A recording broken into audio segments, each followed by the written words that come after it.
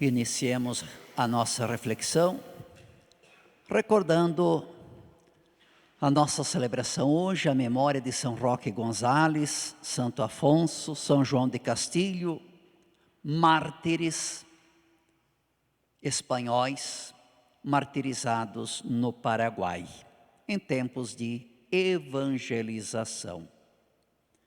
E ao longo do ano a gente celebra também a memória de tantos outros mártires, os apóstolos e tantos outros, que deram a vida como testemunho da sua fidelidade à fé em Jesus Cristo. Porém, o martírio não é novidade cristã e nem exclusividade cristã. Basta recordarmos a primeira leitura.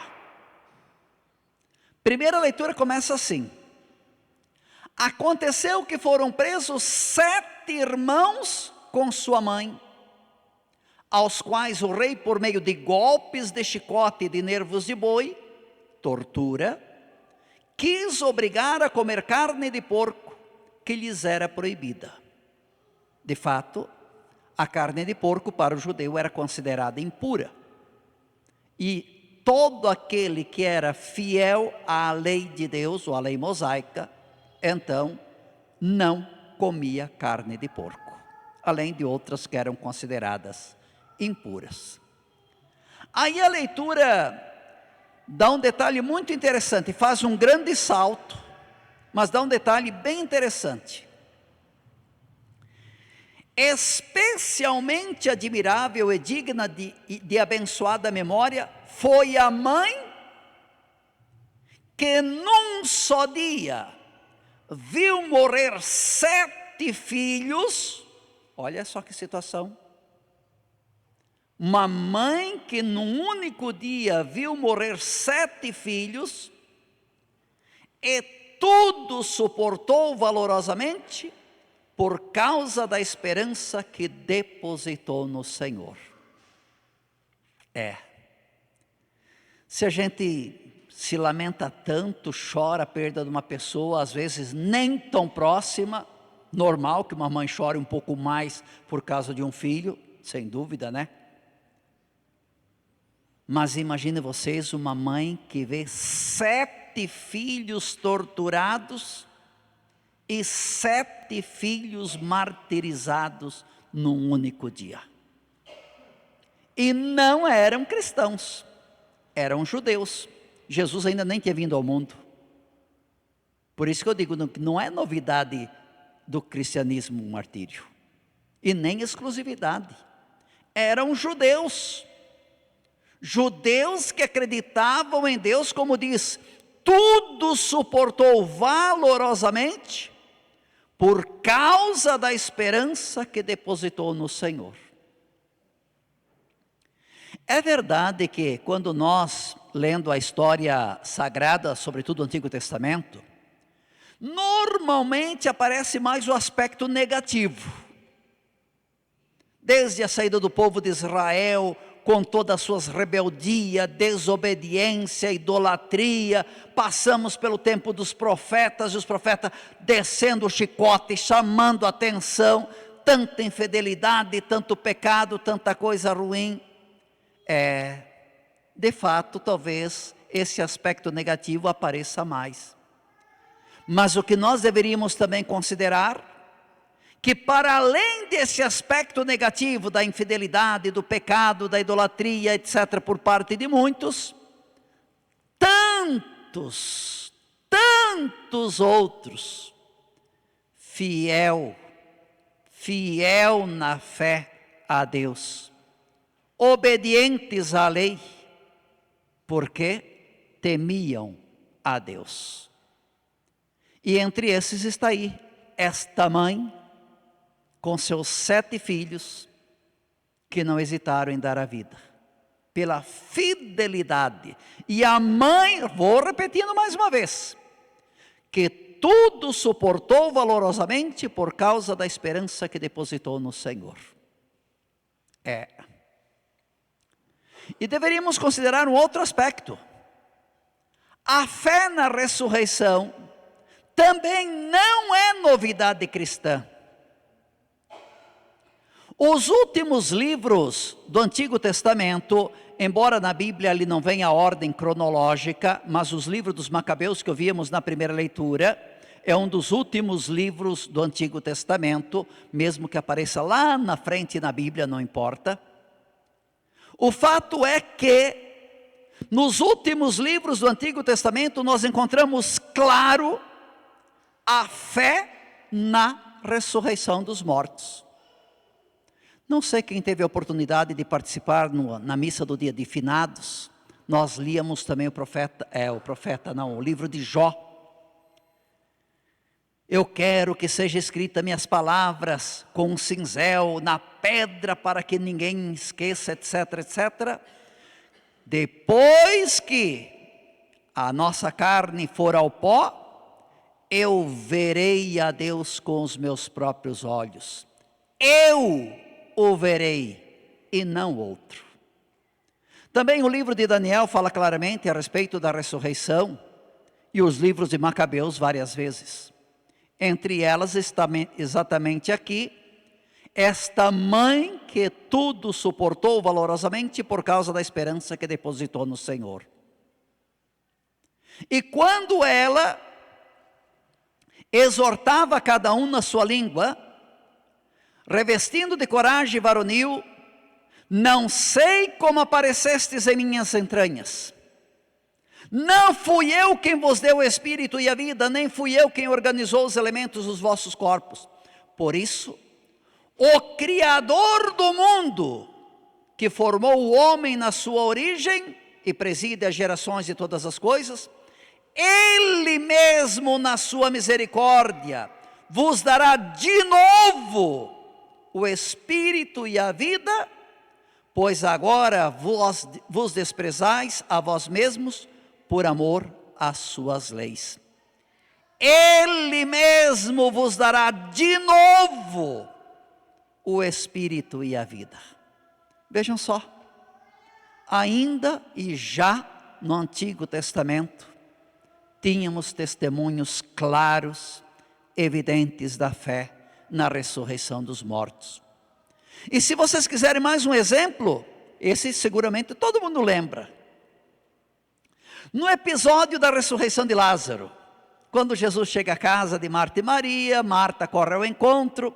Senhor, se tivesses estado aqui, meu irmão não teria morrido.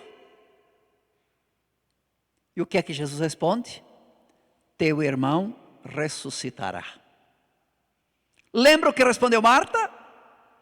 Eu sei que ele ressuscitará na ressurreição do último dia.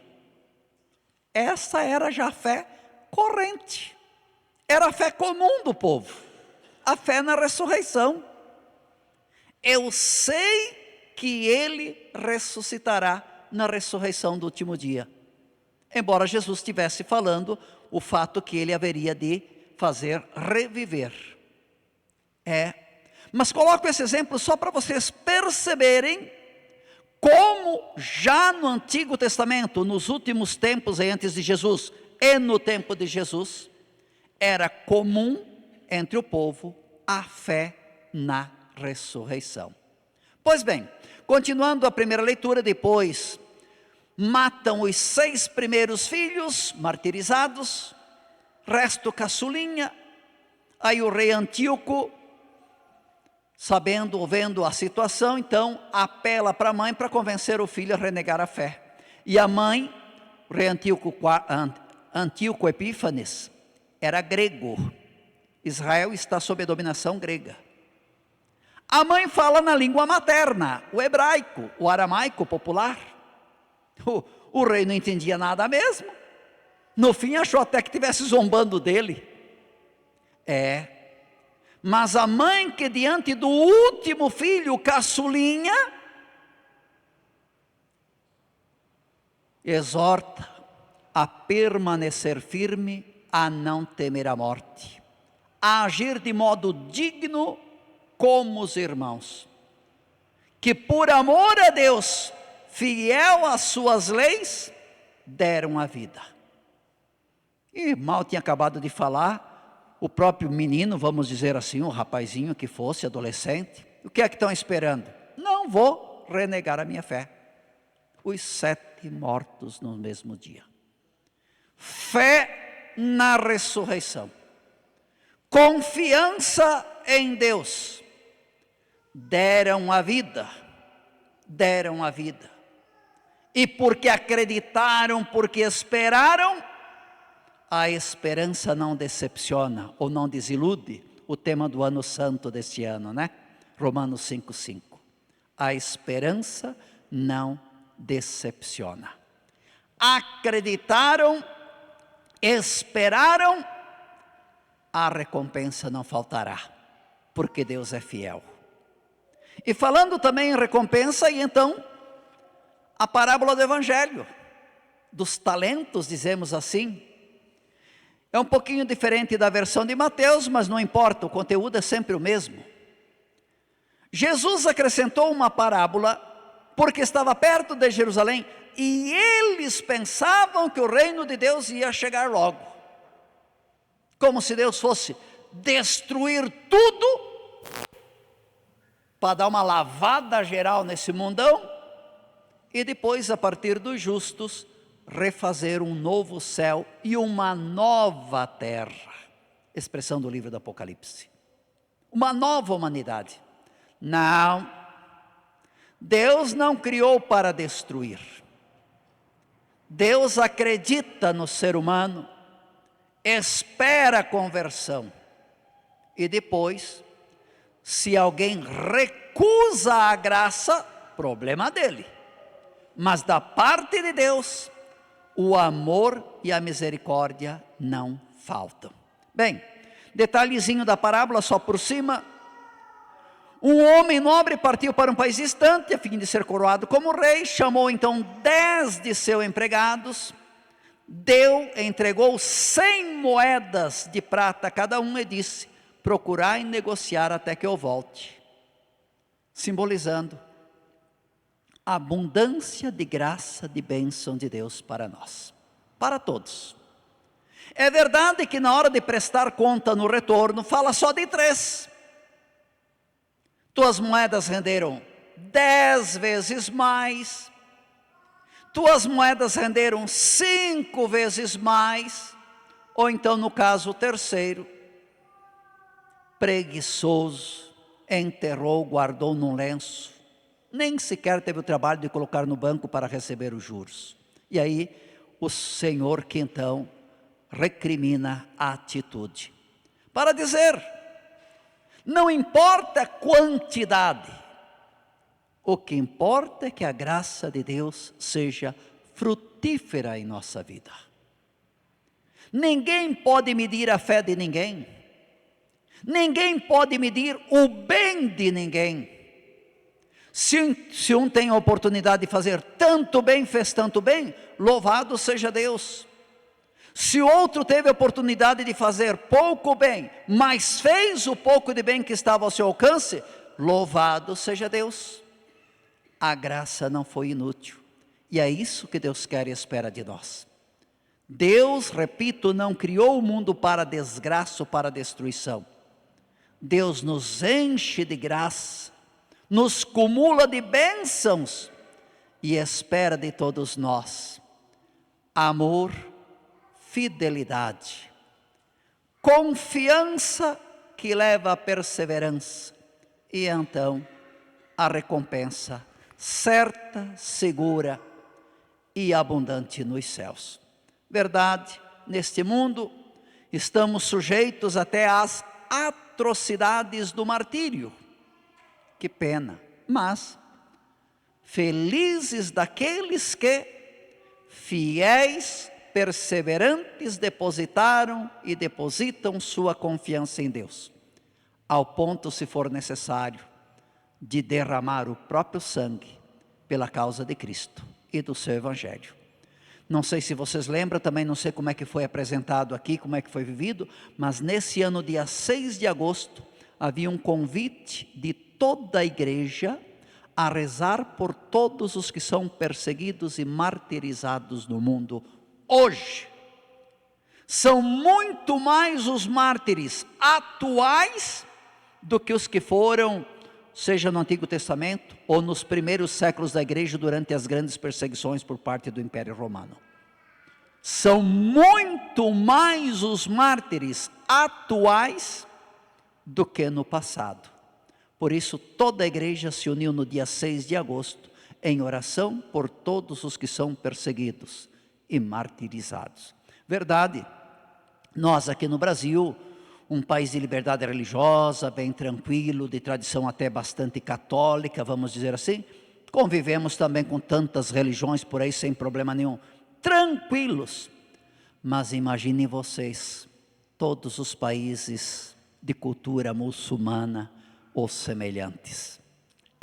Gente, a perseguição aos cristãos ainda hoje, cruel, dura e em tantas partes do mundo.